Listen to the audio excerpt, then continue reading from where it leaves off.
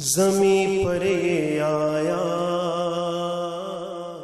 دنیا کے نظام دولت کمانے کا اور جمع کرنے تک پہنچاتے ہیں، اس کے خرچ پر نہیں بات کرتے. دین اسلام وہ نظام معیشت عطا فرماتا ہے جو اس کے کمانے سے جمع کرنے تک اور پھر جمع سے خرچ کرنے تک کا دیتا ہے.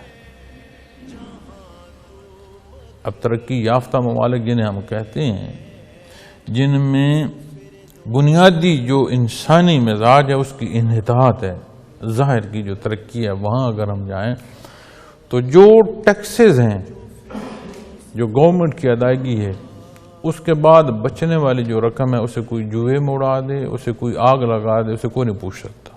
وہ کہتے ہیں اس کی ذاتی ملکیت ہے.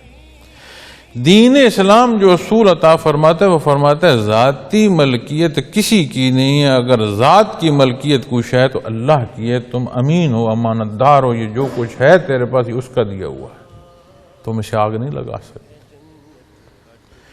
اسی طرح آپ وراثت کے قانون میں دیکھیں، جو وراثت میں مجھے ملا ہے میں پابند ہوں کہ وراثت میں آگے پہنچاؤں دوں. تصرف کروں گا، ضیاع کروں گا تو جو کچھ میں نے کیا وہ تو جو میرا عمل تھا، جو میرے وارث کا مال میں نے ضائع کر دیا اس کا بھی حساب مجھے دینا. تو اسلامی معیشت میں زکوٰۃ، عشر، صدقات اور اس کا خرچ کرنا زائد نہ ہو، تصرف نہ ہو، جائز. تو مصارف پر بھی اسلامی نظام معیشت جو ہے ہماری رہنمائی کرتی ہے. ہمارا تو کوئی وہ کہتے ہیں نا اس کا سر پھر گیا ہے، ہمارے تو ہوش اور طور پھر گیا ہے. ہم ساری دنیا کی سنتے ہیں، ساری دنیا کے پیچھے بھاگتے ہیں اور اللہ اور اس کے حبیب صلی اللہ علیہ وسلم کے حکم کے پیچھے نہیں جاتے، جہاں جان بھی دے دینی چاہیے. ذلیل ہو رہے ہیں. اگر نظام زکوٰۃ درست ہو، آپ یقین مانیں کہ اس ملک میں جو لوگ محتاج ہیں روٹی کے، ان کے پاس فراوانی آنا شروع ہو جائے اور یہ ملک قرضوں سے نکلنا شروع ہو جائے. اگر نظام معیشت اسلامی، اب ہمیں تو لفظ اسلامی سے ایسے خوف آتا ہے نا کہ کہیں بات ہو نظام کی، اسلام کی، تو کہتے ہیں پتہ نہیں مجھے کیا ہوگا.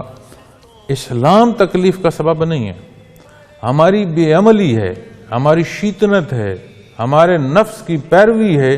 سمجھ آتی ہے کہ ہاں یہ خرابیاں میں نہیں کر سکوں گا. پیر صاحب بھی اسی جگہ پر ہوں گے جہاں مرید صاحب ہوں گے، اس کا بھی وہی بیٹھنا اٹھنا ہوگا جو مرید کا ہوگا. جو بہت بڑے افسر کا ہوگا وہی ایک عام آدمی کا ہوگا. جو مالک کا ہوگا وہ مزدور کا ہوگا. تو پھر ہمیں وہ جو اپنی انا ہے وہ سمجھاتی ہے جہاں اسلام ہو گئے تو کیا. اسلام تو زندگی کی خوبصورت روانی کا نام ہے، دنیا اور آخرت کی کامیابی و کامرانی کا نام ہے. اور ہم جو وارث ہیں بحیثیت مسلمان، اب وارث بھاگ رہا ہے وراثت سے، اور اگر ایمان اور اس کی چاشنی نصیب ہو تو یہ وراثت کے تو بندہ صدقے جائے.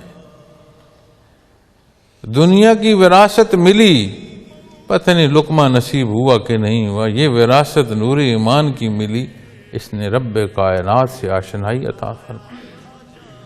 بندگی کے مقام کا جاننا اور اس پر عمل کرنا سکھا دیا. ہمیشہ ہمیشہ جہاں رہنا ہے اسے قرآن کریم فرماتا ہے کہ وہاں کی کامیابی فوز عظیم، بہت بڑی کامیابی. تو میاں سمجھنا ہے تو یہ وقت ہے. نہیں تو پھر اپنے اپنے حصے کی جہاں دل ہے گہنتی مارتے رہو. کوئی کان کنی کسی طرف کھود دو گے، کوئی کسی طرف کھود دو گے، نتیجہ نہیں ملے گا. اللہ کریم ہماری کمی بیشیاں معاف فرمائے، عمل صالح کی توفیق عطا فرمائے، خاتمہ بالایمان نصیب ہو. وآخر دعوانا الحمدللہ رب العالمین.